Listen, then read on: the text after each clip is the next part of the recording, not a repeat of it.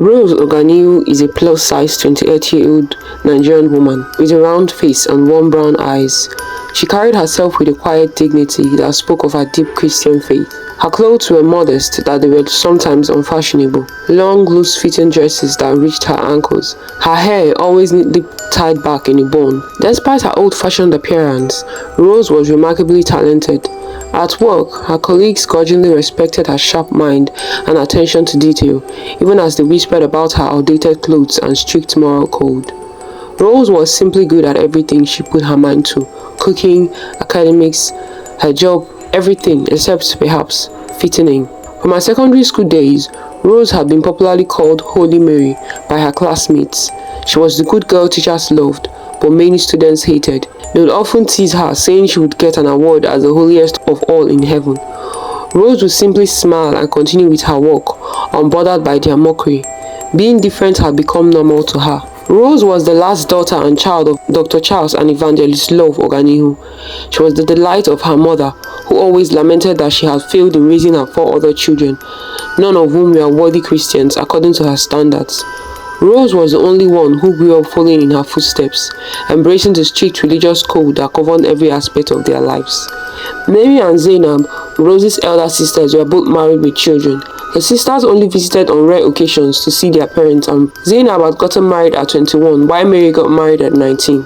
But here was Rose at 27, still single and searching. Later that evening, as the family gathered in the living room, the topic of Rose's singleness came up again, as it often did during family gatherings. "Mommy, don't say that. Rose is her own ill luck. Marriage don't be by who only pass," Zainab said, as she and her sisters were discussing with their mother. "If I'm a man, I wouldn't even look Rose twice. Talk more of marriage," Mary added, laughing cruelly. Rose felt the familiar sting of their words, but kept a neutral expression. She'd heard it all before. "Why will you ladies talk like that? God was merciful and blessed you with an early marriage, yet you have the guts to badmouth Rose." "Rose, that's the best of you all," their mother said, frowning deeply at her older daughters. Rose was hot, but as usual, she laughed it off and told them that if dressing and living like them would get her a life partner, then she would rather be single. "You're just so judgmental and it's very bad.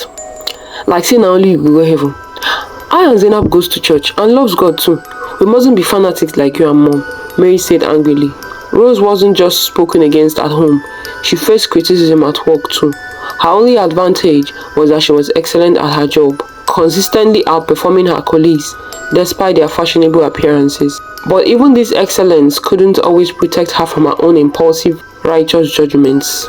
Once, she unconsciously said, "God forbid," as she walked into her boss's office and saw him smoking by the window. "Get out!"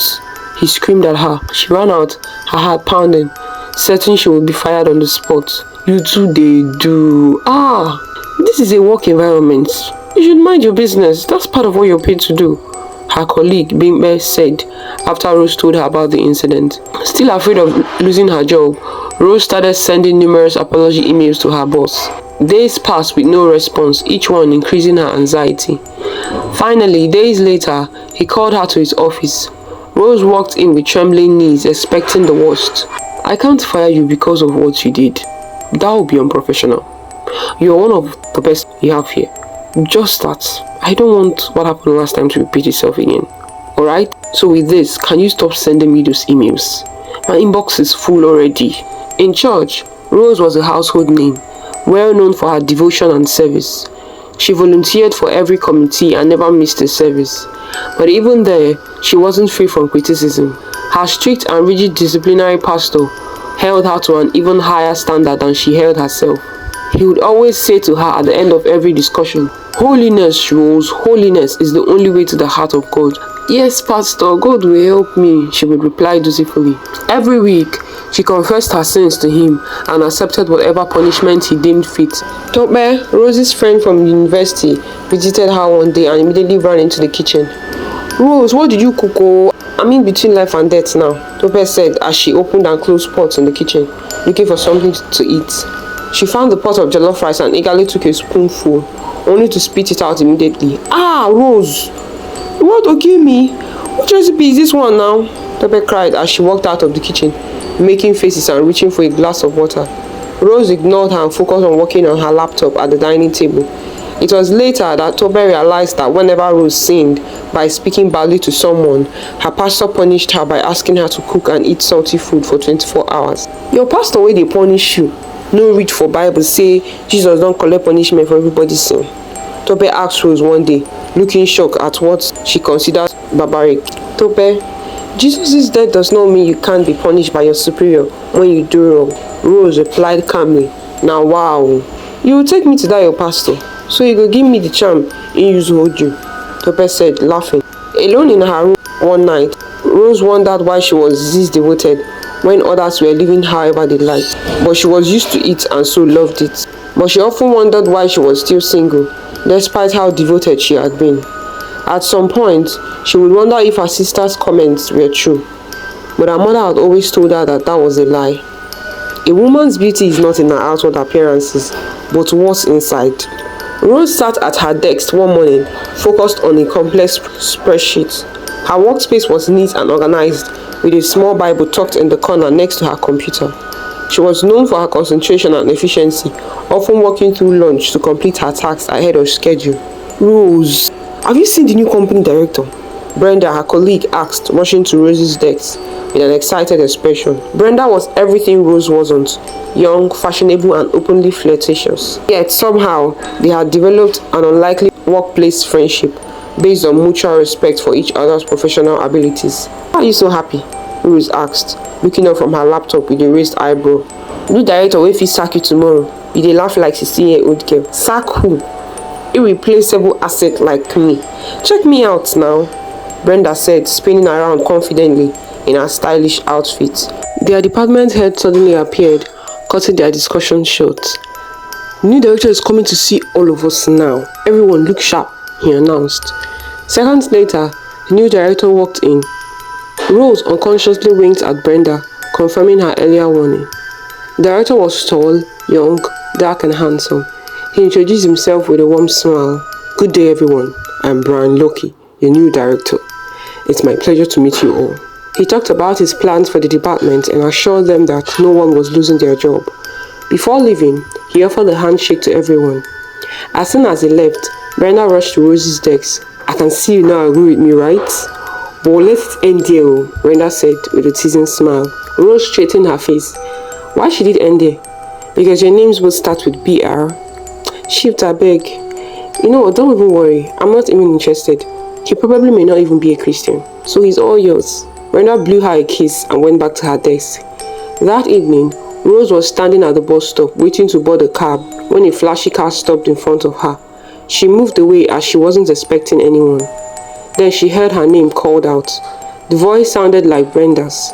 She went closer and to her surprise, saw Brian behind the wheel with Brenda in the passenger seat. Brian smiled. Please hop in, there's enough space. To avoid the uncomfortable and irritating conversation that was sure to follow with blabbermouth Brenda in the car, Rose pretended to be on a call. She put in her earphones and listened to music until they reached her junction. She happily waved them goodbye and walked away. Did I forget to mention that Rose was also a picky eater? Rose is very selective about what and where she ate. While her colleagues ate at a cheap restaurant, she usually ate at a 5-star restaurant, except for when she brought food from home. She also liked the restaurant because she could be alone and away from the gossip of her colleagues. One day, she was standing at the counter ordering food when she heard a familiar voice behind her. She turned to see Mr. Brian, her boss, also placing an order. They both gave each other surprised looks and completed their orders. Mr. Brian then suggested they eat together. It would be rude to reject the offer since it was coming from my boss, Rose thought to herself as she smiled and agreed. When they were done eating, Rose was surprised at how much she enjoyed their conversation. He was much smarter than she had thought. He also offered to drop her back at work in his car. As she went home that day, she kept warning herself not to fall for him. He's not a Christian, Rose. Be alert, she said to herself, trying to fight the smile on her face. After bumping into him at her favorite restaurant, she became reluctant to go there again. But one day, she was so hungry that she ignored her fears and went. Unfortunately, Brian was already there eating. He immediately waved at her as she walked with her tray looking for a table. You shouldn't be uncomfortable eating and chatting with your boss, you know. Brian said as she sat down. I am a human being like you, and besides, it's obvious we both like the food here. They went into another round of interesting discussion. Weeks later, it was all over the office that Rose was the boss's sweetheart, and it was no rumor. Rose finally gave in to his advances when she discovered that he was actually a Christian. He was just not a fanatic like her, as her friend Tope pointed out. Give love a chance, Rose, Tope said the day Rose confided in her. He may not be perfect, but with time, it will be. The hard part for Rose was taking him to see her pastor. Her pastor had been asking if she was in a relationship, and for the first time, she had been lying about it.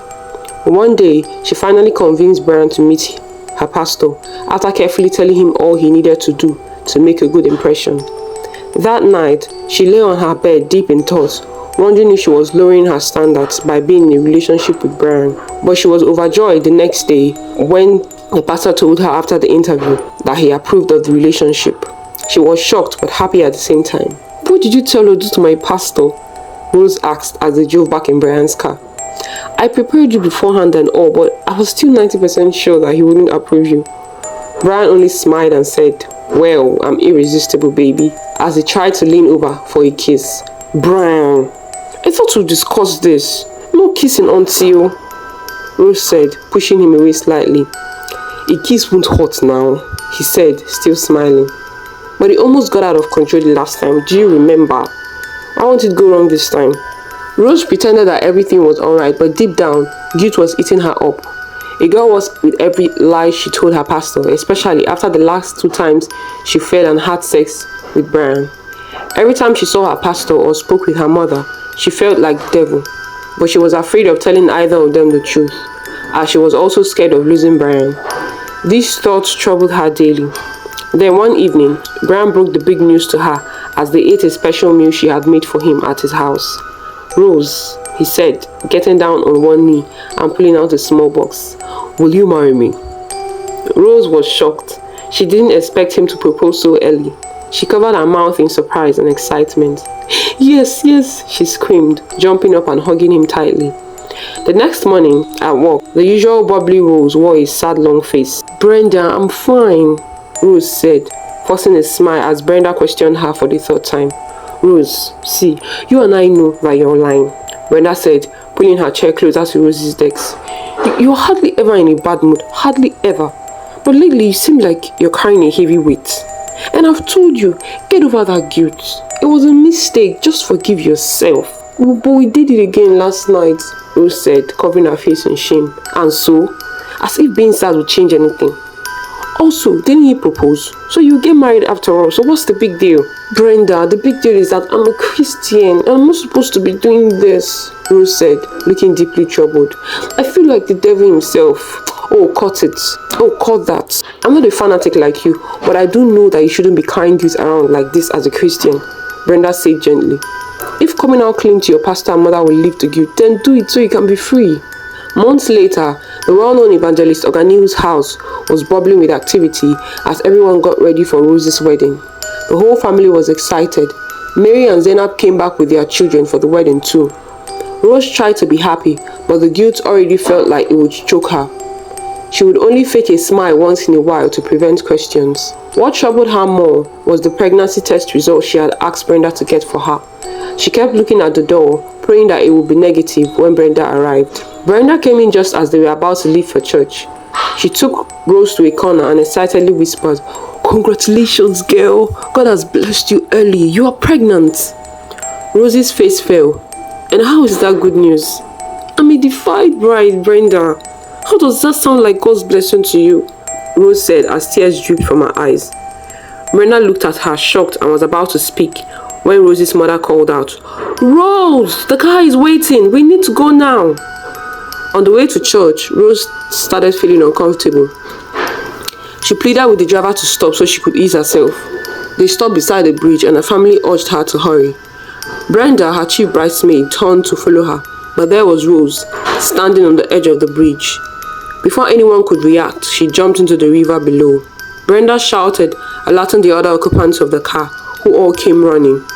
They all ran to the bridge as some of the young men jumped into the river.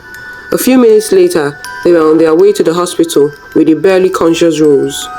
Zainab placed a call to the church, revealing what had happened. The wedding was immediately called off as Brian rushed to the hospital.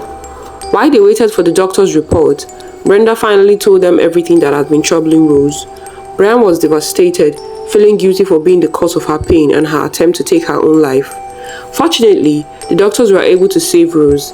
After she regained consciousness, she had a long talk with her pastor, her mother, and Brian. They all assured her of God's love and forgiveness, which was more important than theirs. Months later, Rose delivered a beautiful baby girl, and shortly after, she and Brian had a simple and beautiful wedding and lived happily ever after.